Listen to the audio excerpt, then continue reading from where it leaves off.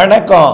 செல்வகுமாரின் ஆகஸ்ட் 31 வரை வரக்கூடிய 15 நாட்களுக்கு வானிலை எப்படி இருக்கும்? தெளிவான துல்லியமான விளக்கமான ஆய்வறிக்கை.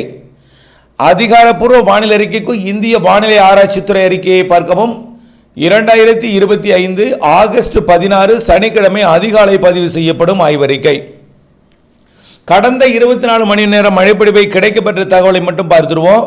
திருப்பூர் மாவட்டம் உடுமலைப்பேட்டை திருமூர்த்தி அணை 10 millimetre, Thirumurthy IB 10 millimetre, Udumalaipettai மற்றும் அமராவதி அணை லேசான மழை.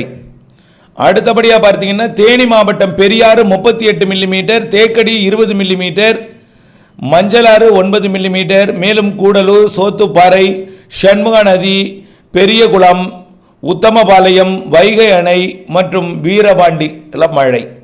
அடுத்தபடியாக பார்த்தீங்கன்னா தென்காசி மாவட்டம் அடவி நாயனார் கோவில் அணை 32 மில்லிமீட்டர், குண்டார் அணைக்கட்டு 32 மில்லிமீட்டர், செங்கோட்டை 12 மில்லிமீட்டர், மேலும் கருப்பாநதி அணை 10 மில்லிமீட்டர்.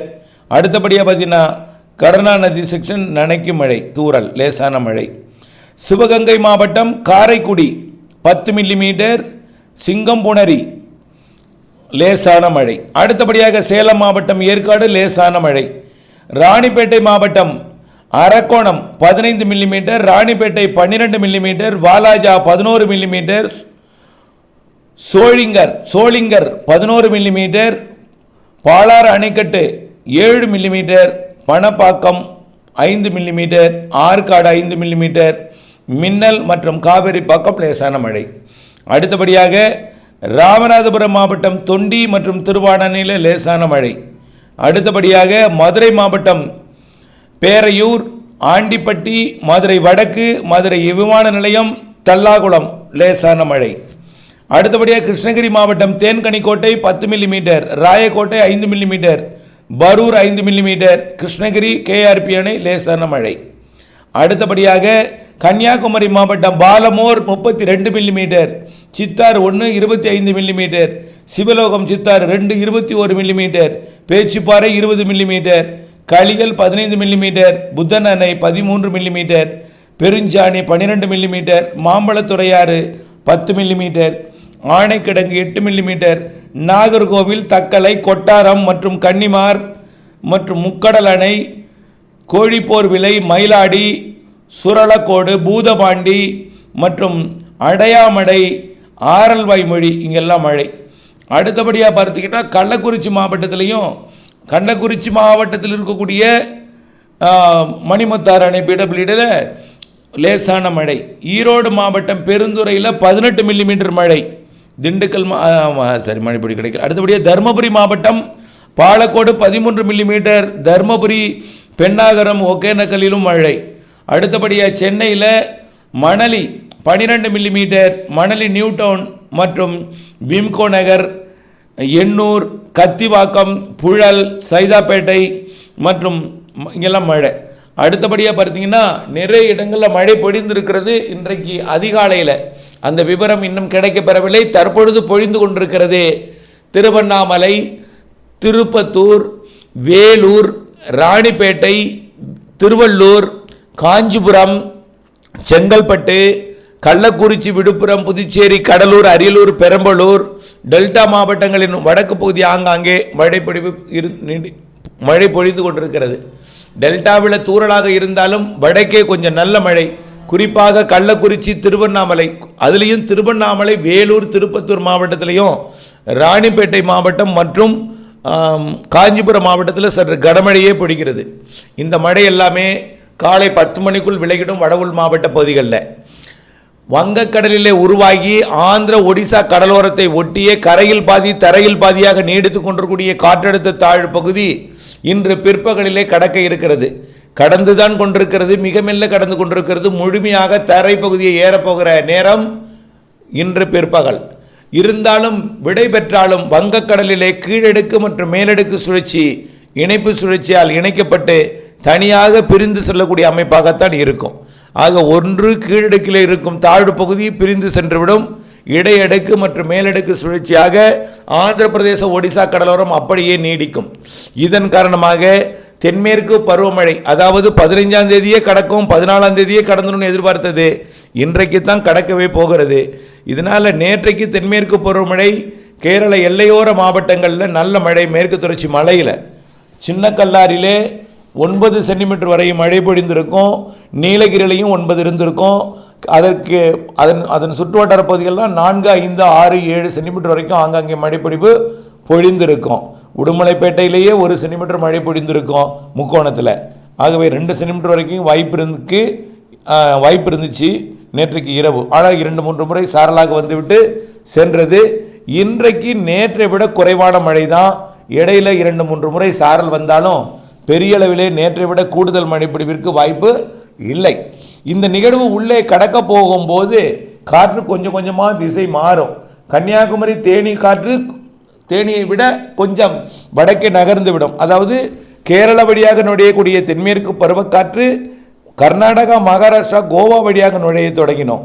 இந்த நிகழ்வு முழுமையாக வரக்கூடிய திங்கட்கிழமை மகாராஷ்டிரா அடைந்ததும் செவ்வாய்க்கிழமை வரைக்கும் மகாராஷ்டிரா மற்றும் கோவா பகுதியை நோக்கி திசை மாறி இருக்கும். கேரள வழியாகவும் நுழையும் காற்று. காரணம், வங்கக்கடலிலே ஆந்திர, ஒடிசா இடைப்பட்ட பகுதியில் வளிமண்டல கீழடுக்கு மேலடுக்கு சுழற்சி நீடித்து கொண்டிருக்கிற காரணத்தினாலே, அது தொடர்ந்து தாழ்வு பகுதியாக மாறப்போகிற காரணத்தினாலே வரக்கூடிய 18ஆம் தேதி வாக்கிலே அது தாழ்வு பகுதியாகி தீவிர தாழ்வு பகுதியாகி தொடர்ந்து அது காற்றழுத்த தாழ்வு மண்டலம் வரைக்கும் வரக்கூடிய 19, 20 தேதிகளில் தீவிரமடையும் என்று எதிர்பார்க்கப்படுகிறது. இதன் காரணமாக தென்மேற்கு பருவமழை மேற்கு தொடர்ச்சி மலையில் ஒரு 2-3 நாட்களுக்கு தீவிரம் குறைந்திருந்தாலும் மழை இருந்து கொண்டிருக்கும். தமிழ்நாட்டிலும் வெப்பச்சலன இடிமழை பிடிப்பு 2-3 நாட்களுக்கு ஆங்காங்கே இருக்கும். பெரும்பாலும் வட உள் மாவட்ட பகுதி, வடகடலோர பகுதி, ஆந்திர, கர்நாடக எல்லையோர மாவட்டங்களில் மழை இருக்கும். திருச்சிக்கு வடக்கே, டெல்டாவிற்கு வடக்கே கண்டிப்பாக இருக்கும். திருச்சி மற்றும் டெல்டா, புதுக்கோட்டை, சிவகங்கை மாவட்டத்திற்கு லேசான மழைப்பொழிவு இருக்கும். ஆனால் வட உள் மாவட்ட, வடகடலோர பகுதிகளுக்கும் கர்நாடக, ஆந்திர எல்லையோர பகுதிகளுக்கும் மழைப்பொழிவு கண்டிப்பாக இருக்கும். வரக்கூடிய இந்த 18ஆம் தேதி வரை இப்படி ஆங்காங்கே மழைப்பொழிவை கொடுக்கும். பிறகு மீண்டும் தென்மேற்கு பருவமழை தீவிரமடையும். 18, 19, 20 தேதி 22ஆம் தேதி வரைக்கும் தென்மேற்கு பருவமழை மீண்டும் தீவிரமடையும். அப்பொழுதே சாரல் வரும் மேற்கு தொடர்ச்சி மலை கணவாய் பகுதிகளில் பழையபடி நேற்று போல். ஆனால் ஒரு நாள் மட்டும்தான் தீவிரமாக இருக்கும். பாக்கி நாளில் கொஞ்சம் தீவிரம் குறைவாக தான் இருக்கும். நேற்று போல் இருப்பது என்பது பெரிய ஒரு நேற்று போல் அமையுமா என்பது கேள்விக்குறி தான். ஆனால் மழை இருக்கும் கொஞ்சம் லைட்டாக. அடுத்தபடியாக பார்த்தீங்கன்னா வரக்கூடிய 22ஆம் தேதிக்கு மேல், அதாவது வரக்கூடிய இந்த 18லிருந்து 22ஆம் தேதி வரைக்கும் தமிழ்நாட்டிலே வான மேகம் சூழ்ந்து காணப்படும். ஆங்காங்கே வட உள் மாவட்ட, வடகடலோர பகுதிகளுக்கு தான் மழை இருக்குது. காரணம், அங்கே தான் விரிந்து பறந்திருக்கும். தென் மாவட்டங்களில் குறுகிய நிலப்பரப்பு என்பதனால வெப்பத்தால் லேசாவதற்கு போதுமான வெப்பம் கிடைக்காது. அதாவது முக்கடல் சந்திக்கும் இடம் குமரிக்கடலை விட திருநெல்வேலி, தென்காசி, தூத்துக்குடி மாவட்ட எல்லை பகுதிகளுக்கு கொஞ்சம் மழை இருக்கலாம், தூறல் நினைக்கும். ஆனால் வடக்கே வந்துவிட்டால் தான் மதுரை வடக்கு பகுதி, அதாவது கொடைக்கானல் மலை மறைக்கும் பகுதியில் தான் கொஞ்சம் மழை இருக்கும். அதாவது மதுரை வடக்கு, திண்டுக்கல் மாவட்ட நத்தம் மற்றும் புதுக்கோட்டை, சிவகங்கை மாவட்ட பகுதிகளில் ஒரு சில இடங்களில் மழை இருக்கும். டெல்டாவை விட இந்த தெற்கு பகுதியில் சிவகங்கை, காரைக்குடி இந்த பகுதியில் கொஞ்சம் மழை இருக்கும். குறிப்பாக புதுக்கோட்டை, சிவகங்கை மாவட்ட எல்லை பகுதியாம் தேவக்கோட்டை, காரைக்குடி, பிள்ளையார்பட்டி மற்றும் அறந்தாங்கி, ஆவுடையார் கோவில், பொன்னமராவதி, திருச்சி மாவட்ட துவரங்குறிச்சி இந்த பகுதியில் லேசான மழை இருக்கும். வரக்கூடிய நாட்களில் அவ்வப்பொழுது இருந்து கொண்டு தான் இருக்கும். இதற்கு அடுத்தபடியாக பார்த்தீங்கன்னா அரியலூர், பெரம்பலூருக்கு வடக்கே டெல்டாவில் ஒரு 10 நிமிட மழை நனைத்து விட்டு போகும். தினசரி மாலையில் பெரிய மழை இல்லை. வடக்கே போகத்தான் மழைப்பிடிப்பு கூடுதல். அங்கே வடக்கே போனாலும் எதுவும் பாதிக்கும் மழை அல்ல, விடிய பெய்யும் மழையெல்லாம் இல்லை. இன்று அதிகாலை ஒரு மழைப்பிடிப்பு கொஞ்சம் அச்சுறுத்தல் கொடுத்திருந்தாலும் அது விலகிவிடும். இப்படிப்பட்ட அமைப்பு நாளை அமையுமா என்பது கேள்விக்குறி தான். ஆனால் மழை இருந்து கொண்டே இருக்கும். 15 நிமிட மழை, 1/4 மணி நேரம், அதாவது 10 நிமிடம், அதிகபட்சமாக எங்காவது ஒரு இடத்துல 1/2 மணி நேரம் இருக்கலாம். அதுவும் குறைந்த பரப்பில் தான். இந்த மாத இறுதியில் அடுத்த நிகழ்வு, அதாவது இந்த உருவாகக்கூடிய இந்த 19ஆம் தேதி நிகழ்வு 22ஆம் தேதி வரை பயணிக்க, அடுத்தது மேற்கு வங்கம் மற்றும் வடகிழக்கு மாநில பகுதிகளுக்கு ஒரு காற்று சுழற்சி வர, வங்கக்கடலிலே ஒரு காற்று சுழற்சி நீடிக்க, ஒன்றிணைந்து ஒடிசாவின் வடக்கு பகுதி மற்றும் மேற்கு வங்கம் வழியாக வலுவான நிகழ்வாக கரை கடக்க வட மாநிலங்களுக்கு நிறைய மழைப்பொழிவை கொடுக்கும். அப்பொழுது இந்த மாத இறுதியில் தமிழ்நாட்டிலே காற்று முற்றிலுமாக திசை மாறி இருக்கும் என்பதனால இந்த மாத இறுதியில் வெப்பச்சலன இடிமழை பொழிவிற்கு சாதகம் இருக்குது. அதாவது வளிமண்டல சுழற்சி வங்கக்கடலிலே உருவாவதற்கு சாதகம் இருக்குது. இந்த மாத இறுதி நாட்கள் 25லேருந்து 31 வரை வாய்ப்பு இருக்குது. அதை பொறுத்திருந்து பார்க்க வேண்டும். அதே போல தான் செப்டம்பர் முதல் வாரத்திலையும் மாலை இரவு இடிமழை பொழிவு காற்று சுழற்சியின் காரணமாக இருக்குது. செப்டம்பர் 8க்கு மேல் தான் வலிமையான தென்மேற்கு பருவமழையெல்லாம் இருக்குது. ஆகவே தென்மேற்கு பருவமழை செப்டம்பர் 8லிருந்து அக்டோபர் 14 வரை இருக்கின்றது என்பதை எல்லா அறிக்கையிலையும் சொல்லி கொண்டிருக்கிறோம். அதை உறுதிப்படுத்த, தெளிவுபடுத்த, மேலும் அதை துல்லியமாக அறிவிக்க தினசரி நான் கடமைப்பட்டிருக்கிறேன்.